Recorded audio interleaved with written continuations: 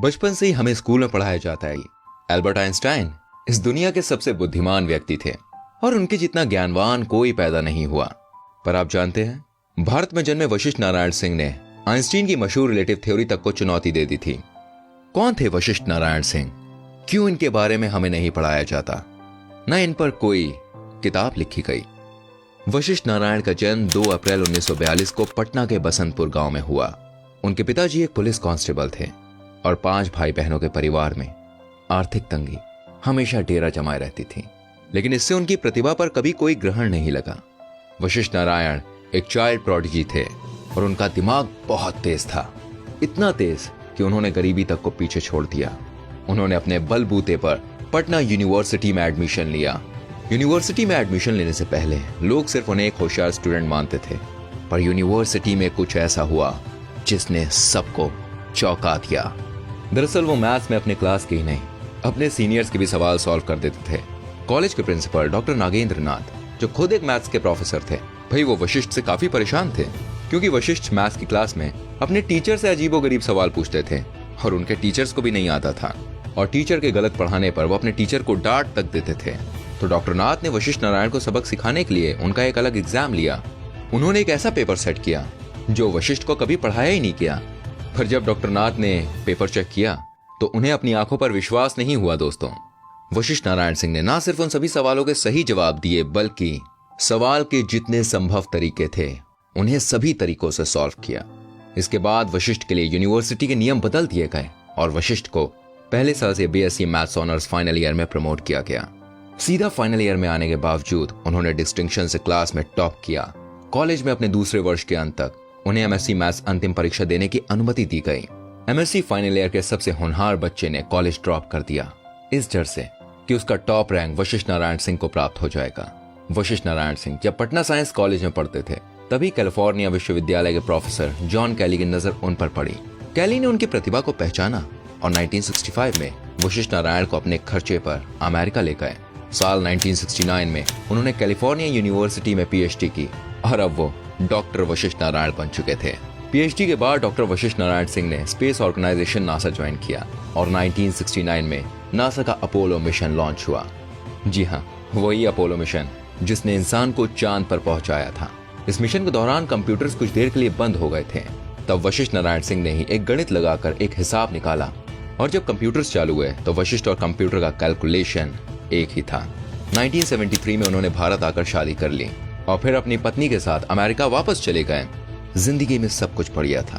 फिर एक दिन उन्होंने अपने जूनियर की एक गलती पर उसे एकदम से इग्नोर करना शुरू कर दिया और वो काफी चिड़चिड़े होने लग गए थे, इतने चिड़चिड़े कि वो पहले कभी नहीं हुए।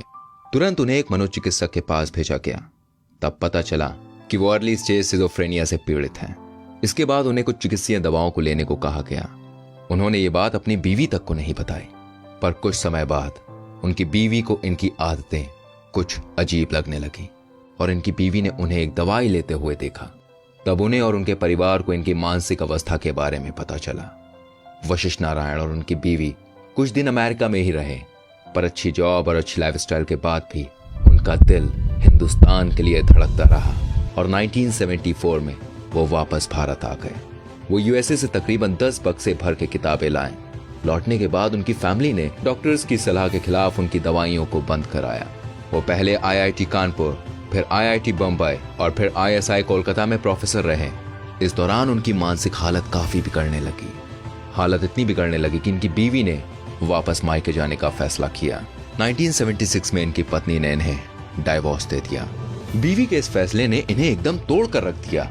उन्होंने खाना पीना सब छोड़ दिया और वो पहले से ज्यादा हिंसक होने लगे। इनकी हालत से परेशान होकर घर वालों ने भी इन्हें कांकी मेंटल असाइलम भेज दिया। असाइलम के दौरान उनका इलाज हुआ और उनकी हालत में सुधार देखा जाने लगा। फिर 1990 में इनके पिता का देहांत हो गया और अंतिम संस्कार के लिए इन्हें असाइलम से पैरोल पर छोड़ दिया गया। वशिष्ठ ने वापस असाइलम जाने से मना कर दिया और जैसे कि उनकी हालत में काफी सुधार था, उन्हें असाइलम से डिस्चार्ज कर दिया गया। उनके भाई अयोध्या सिंह आर्मी में थे।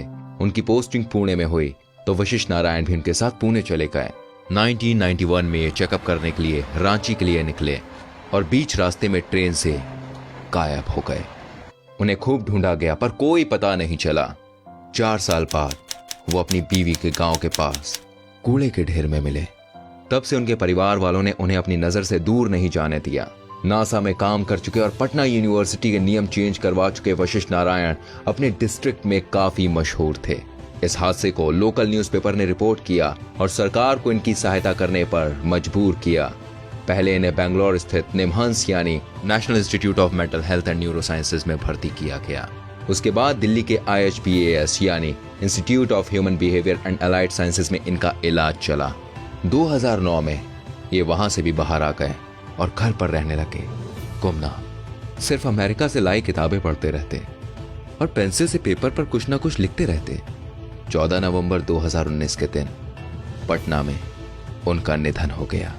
उनके निधन के बाद सोशल मीडिया पर एक फोटो बहुत तेजी से वायरल हुई, जिसमें उनके परिवार वाले सरकारी एम्बुलेंस के लिए परेशान देखे जा रहे थे। फोटो वायरल होने पर बिहार सरकार ने अपनी इमेज को बचाने के लिए सरकारी एम्बुलेंस मुहैया कराई और इनका अंतिम संस्कार राजकीय सम्मान के साथ हुआ। वशिष्ठ नारायण सिंह को गणितज्ञ जॉन नैश के साथ रख कर देखा जाता है। जॉन नैश को भी सिजोफ्रेनिया नाम की एक बीमारी थी।